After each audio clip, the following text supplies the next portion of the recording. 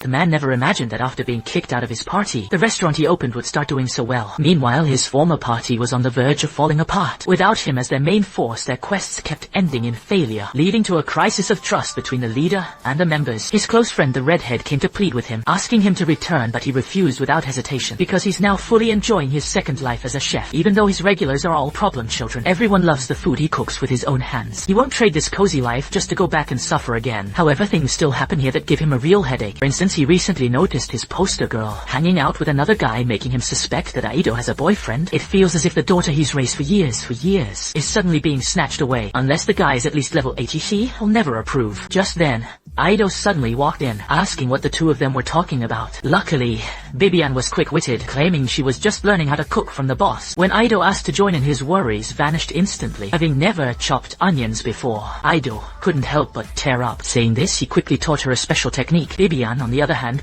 wasn't quite as lucky. Oh, that one.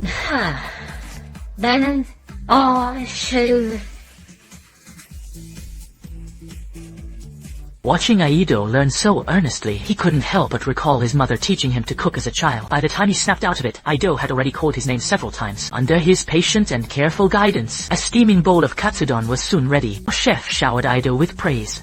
But when it was Bibian's turn, just then, a bell suddenly chimed. Hearing it, Aido mentioned she had to head out for a bit, though she didn't specify where she was going. Upon hearing this, our protagonist immediately got a bad feeling. So after tasking Bazir with some supply shopping, he and Bibian began to shadow Aido in secret. He justified it as the duty and obligation of a guardian, and the result was exactly as he had feared. Aido was indeed meeting up with that young boy. He was so enraged that he nearly crushed the stone wall with his bare hands. Then the boy led Aido into a jewelry store, leading the chef to mistakenly assume they were picking out wedding rings. No matter how you look at it, that's just impossible. To help him shake off this ridiculous notion, Bibian came up with a plan. He decided to use a magic tool to eavesdrop on their conversation, but unexpectedly what they heard only deepened the misunderstanding. This looks good.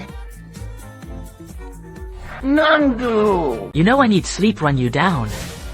The duo's frantic antics soon attracted a crowd of onlookers, including an elderly woman. Unaware that her purse had already been targeted by a thief. Realizing the situation, the two immediately stopped eavesdropping and took off after the thief instead. Meanwhile, Haley and Bazir happened to be nearby shopping for supplies. They were just wondering why their boss was flying through the air when the thief ran right into them. Hearing the shouts to stop thief the next second was a total disaster for the culprit. Good afternoon, dancer. Oh great, that was awesome.